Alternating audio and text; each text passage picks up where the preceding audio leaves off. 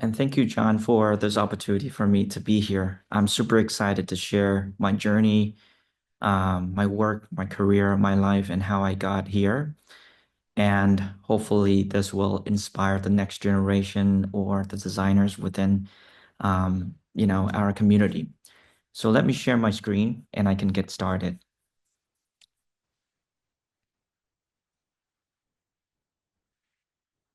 Do you see my screen? All right. So today, um, I want to share with you about design, art intelligence instead of artificial intelligence and life in general. I have a very unique career path that inspired me to think and look at the world in a very different way. And I know most designers will always be talking about, the technical aspects or ways that you can apply design and motions and things like that. But for me, I want to go a bit further or something different, which is the mindset of a designer. We want to talk about the role of a designer in this world. And just to, mentioned, I saw John mention about the animation within Play Store from Google. I knew exactly who those people are. I was working with Justin and Phil. Those were the people that worked on that animation at Google. I was working with them. So it was an honor. And yeah, so let me get started. So for me, my name is Astro. My Vietnamese name is Vinh. I grew up in Vietnam, just like everyone else. And I had a very unique career, getting to know design. But at heart, I have always been a Vietnamese. I grew up in Saigon, but luckily, with everything that I've learned and it led me to opportunities in the US. And you can see I even got an email from John Maeda, and he's a legendary scientist designer at MIT. He wanted to invite me to, work at his company. And one of these are things that impressed me, just how far you could go because you believe in yourself. You give yourself a chance, even if no matter where you're coming from. And the reason why I'm showing this is because if I can do it, you can do it. And this is the reason why I'm sharing my experience now. And I'm on my journey to go back to Vietnam and where I was born and giving it all out. Everything that I have learned, I'm here for everyone. Right now, I'm still living in San Francisco Bay, and I founded a company called Mirror, is an AI mental well-being company helping young people to navigate their internal struggles, and hopefully that's gonna bring a lot of values to our society. So my background, in the past 20 years, just like John, I've been working with many different companies in the world. I was at Google, at Play Store. I was invited to work for PlayStation 5, but I refused. Once in a lifetime opportunity to work for Google. I was at Meta AI under the new product experiments org, which we're not working on Facebook or Instagram, but instead we are like a 50 people org of entrepreneurs, and we're looking for new ideas, new stuff for Meta. And I was responsible for leading and thinking of AI. I was head of design at Bulletproof, which is a coffee brand in Seattle, helping them to build a brand from scratch, from zero. And they also using very bold design, just like John mentioned about like from Nike. And lastly, I know a lot of people in Vietnam, they didn't know, but I was here in Vietnam like 6 or 7 years ago. 6 years ago, I was invited by Zalo to come back and redesign Zalo, reimagine Zalo, and created Zalo 4.0, which is the experience, the design, the brand that everybody are using today. So if Zalo having 100 million users, I'm seeing that everybody is interacting with my work right now. with that track record, you might be thinking, oh, I'm coming from a very privileged background, right? I came from network or impressive Ivy League schools like Stanford or design school somewhere. But in fact, I did not come from anywhere. But my journey started with depression. And and this was something very hard for me when I was growing up. I did not have a lot of people around me when I was very young. So I turned to art and design. And I self-taught myself computer graphic when I was around fourth and fifth grade. And that was when I knew how to use Illustrator, Photoshop um, at a very early age when computer was started. And every time I did that, I did it because I tried to escape from sadness, from the loneliness and all of my thinking at the time.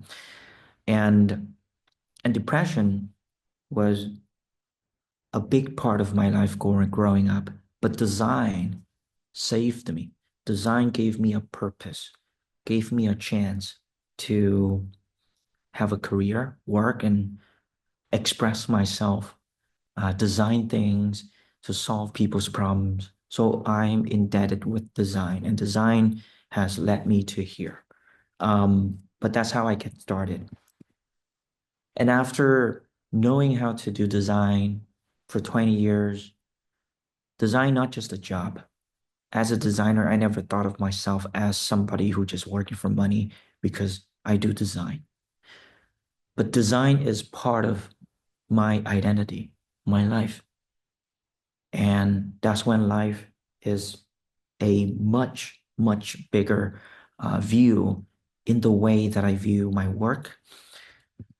And today I want to remind everybody our role as a designer, what we actually do. And I think it's so important to realize that designers are people who solve people's problems. We're not followers. We're not people who just being told what to do or to just focus on a certain aspects of a product or a company. But we are the people that empathize with our users and solve problems. And if that's the case, you have all the powers to decide, right, what problem you want to solve and how you want to solve it. And we're going to solve it very creatively. That if you give it to a business person, that person will not be able to solve it the way that we do, right? Like ordinary people, when they solve a problem, it will take them so many steps to accomplish something. But as a designer, you can actually making those steps from 10 down to 3. You can simplify. You can actually making things so easy for people and solving it so elegantly. And and those are superpowers. And when you think in that way, you realize we have so much power. But most of the time, we're being suppressed by a process, right? By the typical design process or an org structure where you need a product manager, where you need a business director, you need somebody who's guiding you to decide on what you to solve. But in fact, I believe at the core today in the world, everything that you're interacting with is a work of the designer, is the front-facing part of everything. So that's number one. And very often we prioritize money problems, right? Out of every situation, every problems in the world, you can actually choose to solve the problems in the world. And there are so many things that you can think of, right? The transactions, the economy, money, profit, services, client solutions, e-commerce. You can prioritize, you can choose whatever you want to solve. But I know it's really hard to not prioritize money problems. But we know life is fucked up. It's been so bad that I think if you look at the environment, if you look at people's mental health, if you look at human rights, if you look at education, right? Like everything is so messed up. And as a designer with a high level of empathy, you can actually um, decide what you want to see, what you want to empathize with. And and the role of a designer is somebody who is lead with empathy. And when you have empathy, you're not just solving random things. You're solving problems with empathy. And if you have empathy, a strong sense of empathy, you're going to pick out so many topics in the world that matters. You can help young people, you can help people with mental health, you can help with education. There's so many ways to approach design and being a designer and lead with empathy. And that is when I love the theme of this conference, which is going beyond pixels, right? Things that you can see, cannot see with your visible eyes, but with your mind, with your heart. You can see so many other different things that other people can't see. But that is what we're lacking today. So for me, I founded a company called Mirror. And like I mentioned, Mirror is an AI mental well-being company that helps young people to navigate internal struggles. And what it does, it helps you to build emotional resilience. And the vision of the company is to be the best company in understanding psychology. And the challenge is massive. Mental health is invisible. By picking this problem, I think you gotta be stupid enough, brave enough, crazy enough to dive your head into something that is very hard to measure, right? Because when you think about mental well-being, depression, anxiety, sadness, all of that are like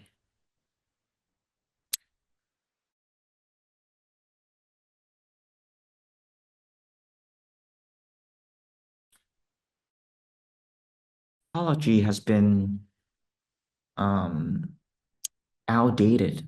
And I have been working with so many doctors in the US, people with like 15 years, 20 years in the industry. And they even agree with me that the industry has been at the same place 100 years ago because nobody knew how to work with the data. Because doctors, they're not technologists. They don't know design. They don't know about product development. They don't know how to build a company or a product. So that's when I'm coming in. And with all of these challenges, I still decided to pursue this no matter how hard it is. But with how I grew up, with a viewpoint of life that I have seen, it gave me a purpose. It gave me the insights. It gave me the motivation to build what I want to build. And hopefully, we're going to solve one of the biggest problems in the world, which is about mental health. And that's is what Mirror about. And when you think about, oh yeah, these problems, how do you make money? How do you make impact in the world? But in fact, everything that I have tried to communicate to the world, I saw a response. I saw people resonate with the vision. I saw people who came and helping me to get to where I want to be, which means there are so many people care about these topics, which means there are opportunities, but there are not many brave people enough to step up, do something about it, be honest, be brave, and solve these problems. So, in terms of design, when I mentioned great design is invisible design, which I always believed. Sometimes you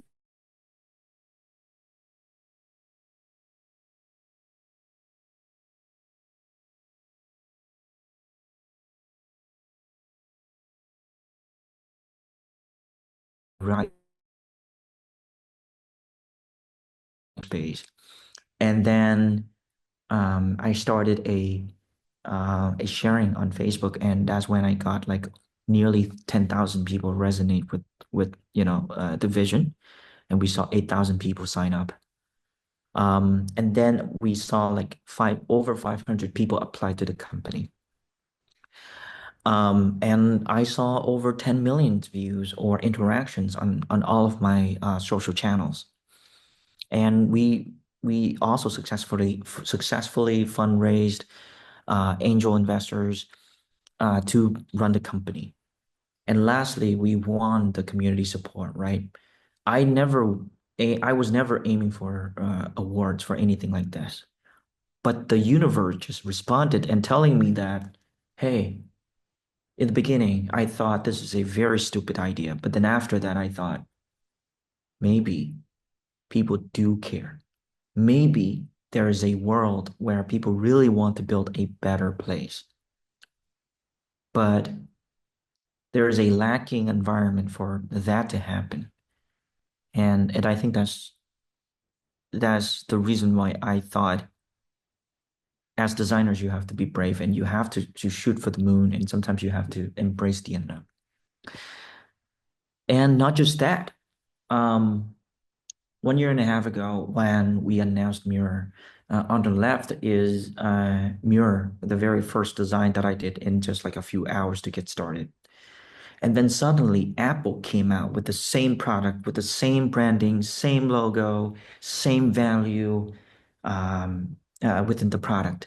And it made me realize, wow, heck yeah, right? This is competition. I'm competing with Apple. But in fact, when I saw Apple like copy and clone the things that I'm doing at Mirror, it gives me a sense that yes, the journey might be lonely, the journey might be challenging, but the value, the message is getting through. What I'm trying to say to the world is responding to what I'm trying to say. And and that's when, you create influence. That's when you, as a designer, making people think and rethink how the world works. And not just that, right? Like there are many, many other apps that cloned the things that we're doing with the exact same way.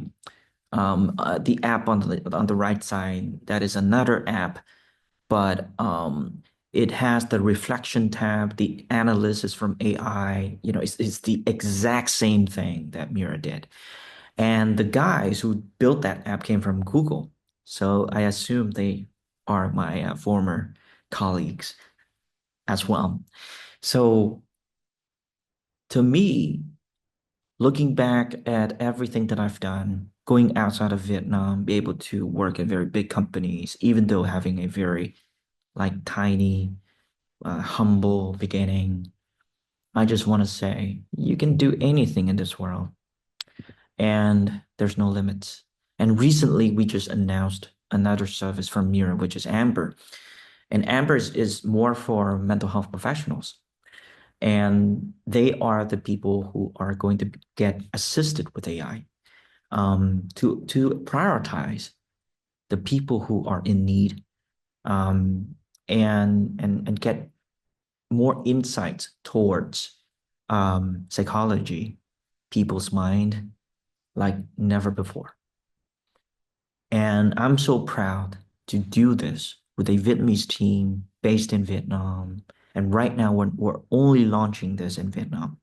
And the reason why I'm doing this is because learning from last time, when I announced it globally, everybody copied me. But this time, I used Vietnamese. I did everything in Vietnam just to, you know, um, like just putting this product only in Vietnam to control, the scale, and from there innovate and win a very niche market and scale. But these are very innovative stuff. Everything that you've seen is very innovative. It's really hard because everything is, like I mentioned, we're solving an invisible problem. Why? When you're feeling sad, when you're feeling something, it's really hard to speak it out. How do you measure it? Right? And there are so many people, they don't even know that they're having problems. So how do you win this? How do you turn this into a billion-dollar company, which is my vision? It's going to be hard, but it's going to be a journey. And as a designer, I want to give myself, my people, my company, my teammates a chance. And I don't mind being in Vietnam. I don't mind working here, even though this is not Silicon Valley. So many people ask me, like, why are you not doing it in the US? I'm asking back a question, why not Vietnam? Because if you have the mind, you can be anywhere. And that is the difference. That is what lacking that I'm seeing in Vietnam.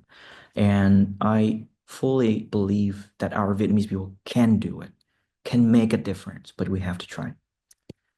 So, key things that I've learned. Embrace the unknown. On this journey, I never thought I could be able to go this far. My very first salary was $150 a month. I was poor. I didn't have money to a point where I was making $500,000 a year. I was having multiple houses, nice cars, everything that I want. And on that journey, I never questioned where am I going? But instead, I just did.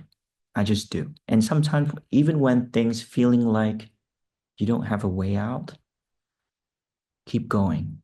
Don't give up because that is what going to make you into a unique designer. And as a designer, you have a voice. Your power is towards storytelling.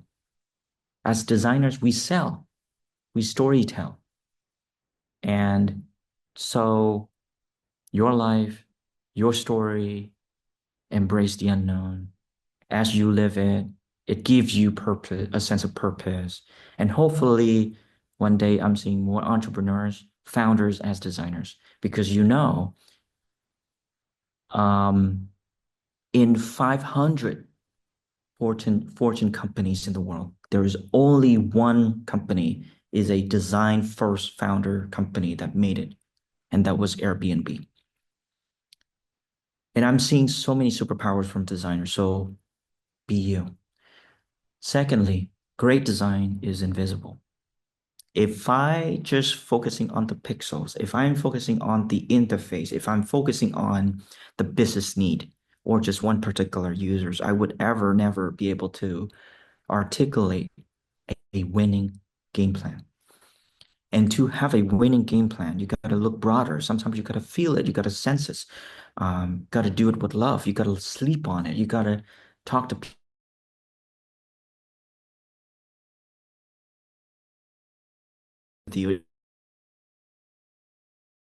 Content is the stuff that people care about that's going to make a difference. And lastly, AI is just a tool, not a replacement. And when I'm saying that, I mean you will find the the need for AI when you have found a meaningful problem to solve. Because it should be a human focused thing. It shouldn't be a technology thing. You shouldn't be solving technology problems. You should be solving human focused problems.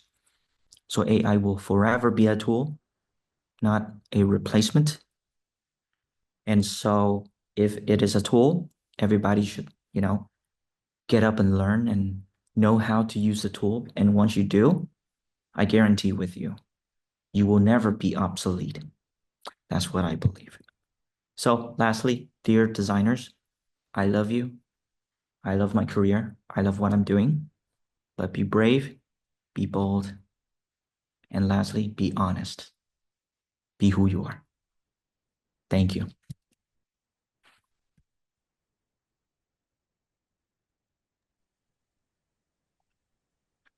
Astro, thank you very much for that. It's a wonderful story, and I'm glad you could share it with us. We have some questions for you.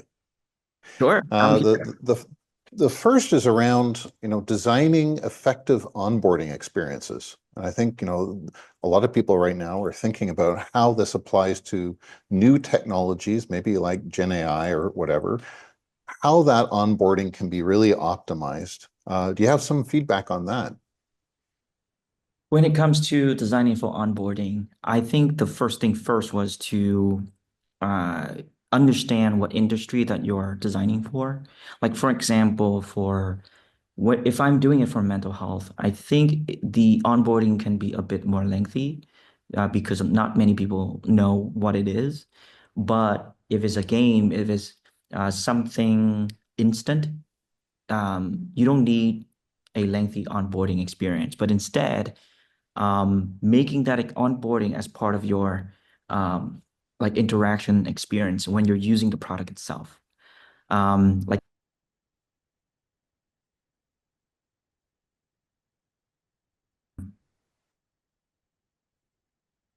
first thing is context, depending on what context you're designing for. And secondly, when I think about onboarding, I think um, you don't have to over design onboarding because today when people get to you and download the product, I'm just specifically talking about like apps because that's what I'm doing.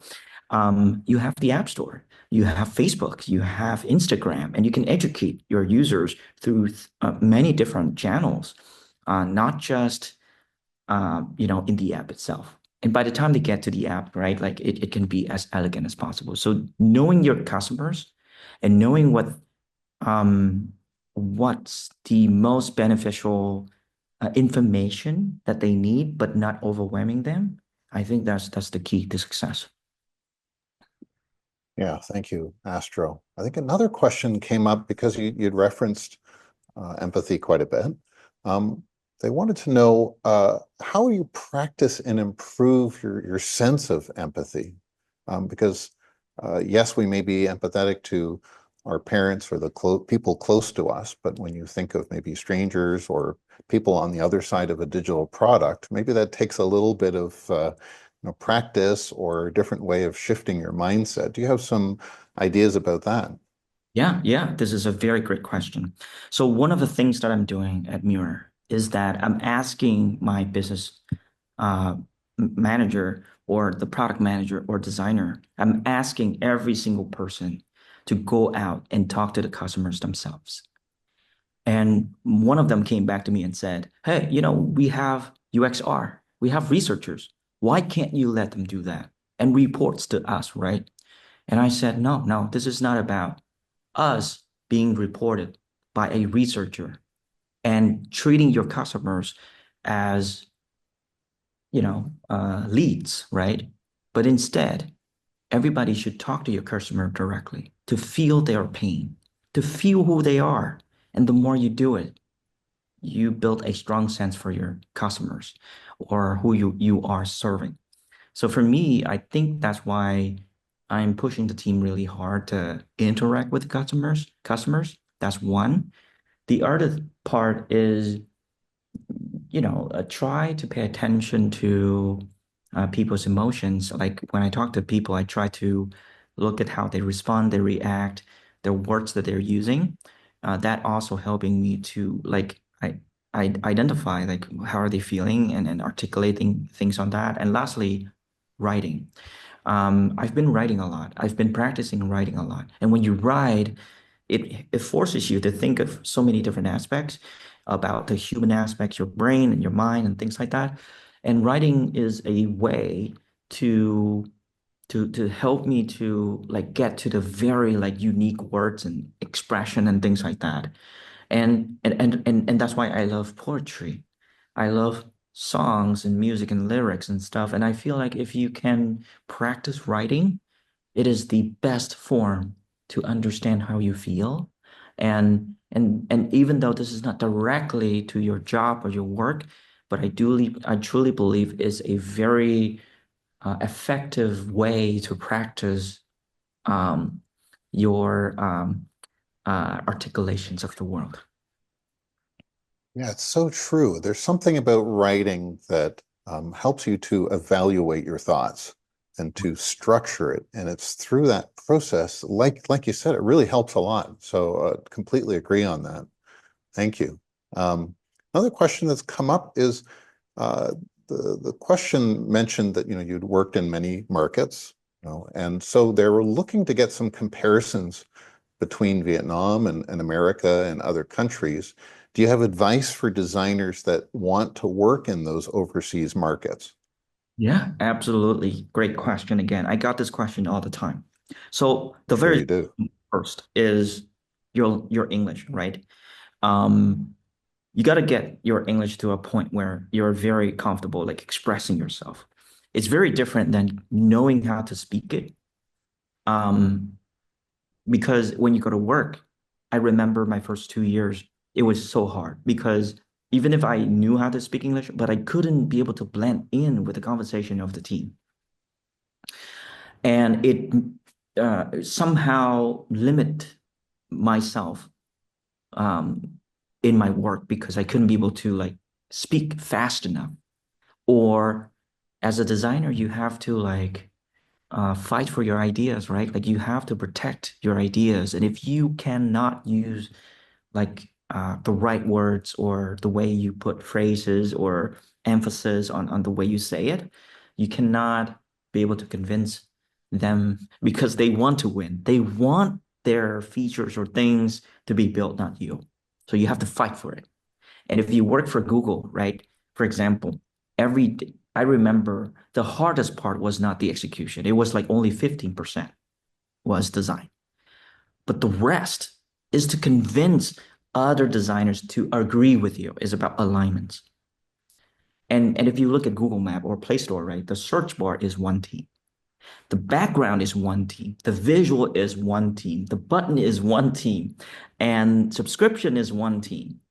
And you have to convince everybody to get on board for your design to be implemented. And that's why it took 1 to 2 years, just one feature.